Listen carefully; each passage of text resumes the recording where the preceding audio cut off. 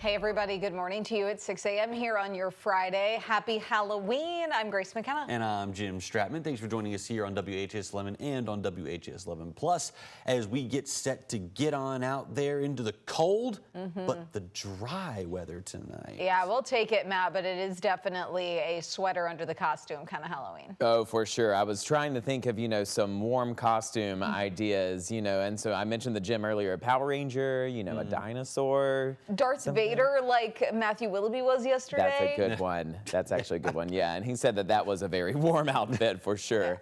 Oh, man. Okay, well, we are continuing to have a cool and dry start to our Halloween morning, and thankfully no rain showers. We will stay completely free of seeing any rain throughout Halloween. We're expected to just see a few of these patchy clouds throughout the remainder of our morning hours as we enter the later parts of the day. Those temperatures do not increase very much. As we mentioned, a cooler start this morning. 41 near Madison, 44 Brandenburg, 41 Elizabethtown, 39 for you folks near Springfield.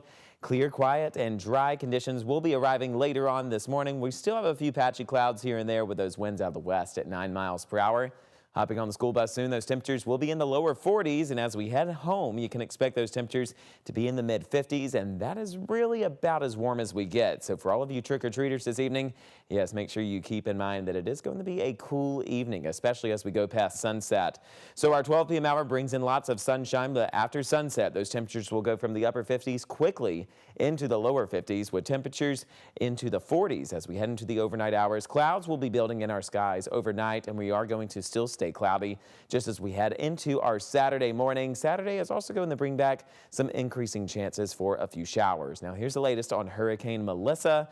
It's continuing to make its way farther towards the northeast, now moving at 41 miles per hour. Picked up some speed, made its way past Bermuda throughout the early hours of our morning time. Winds now at 90 miles per hour. It will continue to weaken as it continues going farther into the Atlantic Ocean. So once again, no impacts expected across the eastern United States. This is still just going to travel farther off towards the North Pole, where it will continue staying away from us. We'll continue keeping you updated with more weather details, and we'll take another look at that Halloween forecast here in a few short minutes. Here's an update on traffic this morning. As of right now, everything's looking good to go across all of our major interstates and roadways.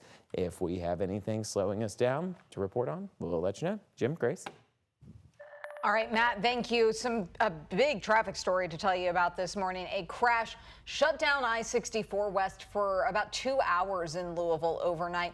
The call came in about 5 minutes after 2. Traffic was diverted to Melwood Avenue, but I can tell you from firsthand experience, I was the one taking this video. I was parked on the interstate for about 2 hours while LMPD worked on that crash. We don't know yet what caused it, but the interstate is back open this morning, as I am here.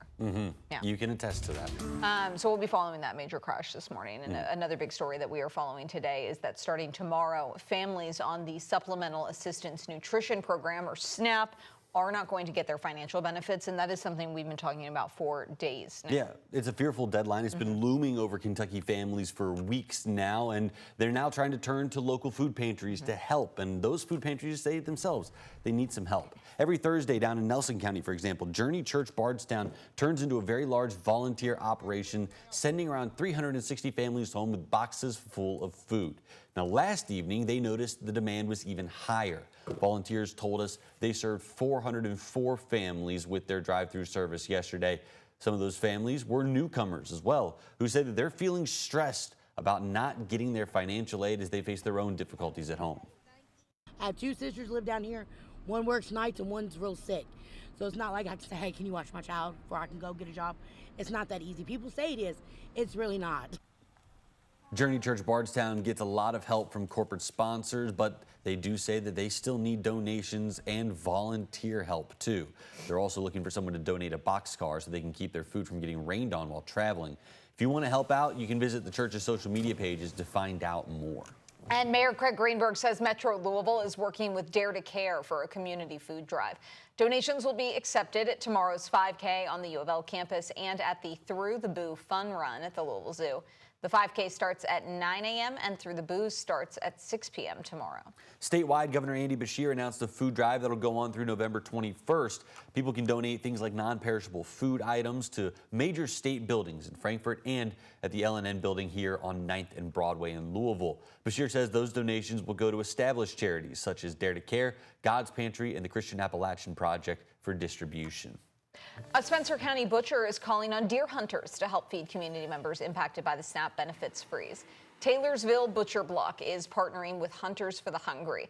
They're asking deer hunters to donate their extras to help feed people in need. You go out, you harvest a deer, you bring it in, you donate it, we process it, and then we donate it to food banks across our community. This isn't the first year the shop has donated venison to food banks. Last year, they collected 2,800 pounds of donated meat, which they're hoping to double this year. If you'd like to donate, Taylorsville Butcher Block is open Tuesday through Sunday on Taylorsville Road.